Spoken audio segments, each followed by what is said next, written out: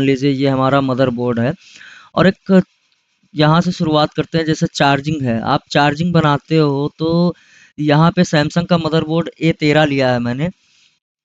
अब A13 क्यों लिया ये भी मैं समझाऊंगा कि ये जो छोटी बड़ी आईसी है, मान लीजिए आपका सीपीयू है, पावर आईसी है, जो भी आईसी है, ये काम कैसे करती हैं और इनके अंदर कौन सा प्रोटोकॉल काम करता है, कौन सा लॉजिक का कैसे लॉजिक काम करता है, आज खाली इसी चीज़ को आपको समझाने की कोशिश करूंगा। अगर इस चीज़ को आपने समझ लिया तो आप जो है इजीली ये चीज़ समझ पाओगे कि हमारी आईसी कब किसके कमांड से चलेगी और कौन से वोल्टेज से एक्टिवेट होगी और कौन से वोल्टेज से डीएक्टिवेट होगी।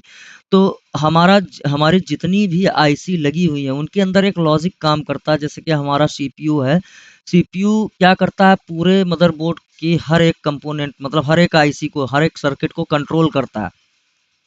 ठीक है, उसी को हमारे मदरबोर्ड का मास्टर बोला जाता है, यानी कि मालिक बोला जाता है। यही एक ऐसी आईसी है, ऐसा चिप है जो कि पूरे जो छोटे बड़े आईसी होते हैं उनको सबको कंट्रोल करता है इस अपने एक प्रोटोकॉल से। और इसके अंदर एक लैंग्वेज लिखी जाती है, जो लिखी हुई है, कोड डाला जाता है, जिसे हम 0101 यानी लो लॉजिक और हाई लॉजिक के नाम से जानते हैं।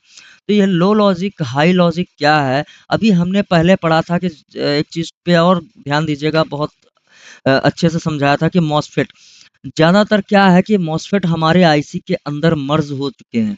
तो जो आईसी के अंदर का मॉसफेट है वो एक लॉजिक को रिसीव करता है, एक जो है वोल्टेज को रिसीव करता है, तभी वो एक्टिवेट होता है। जैसे कि मैंने बताया था कि एन चैनल है या पी चैनल है, तो मॉसफेट क्या करता है कि मॉसफेट को एक्टिवेट करने के लिए सीपीयू अब अपने अंदर से वोल्टेज भेजता है या दूसरे किसी आईसी से बोलता है कि आप यहाँ पे वोल्टेज डालो या वोल्टेज हटा दो, तब हमारी आईसी एक्टिवेट और डीएक्टिवेट होती है।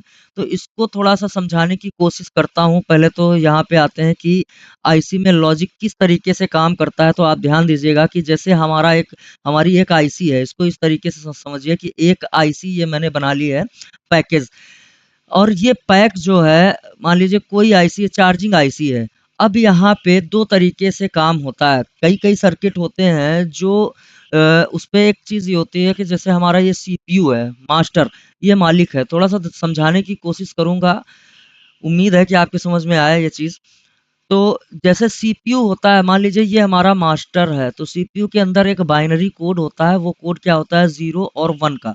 यानी कहने का मतलब ये है कि अगर हमारा 0 है, एक 0 है, तो उसको हम 1 लो लॉजिक के लॉजिक लो बोलेंगे, और अगर 1 है तो उसको लॉजिक हाई बोलेंगे। इसको एल और एस से डिनोट किया जाता है।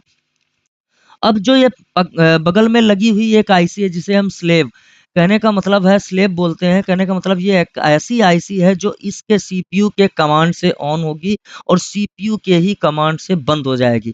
तो इस आईसी को सीपीयू किस तरीके से ऑपरेट करता है, इसको थोड़ा सा समझते हैं कि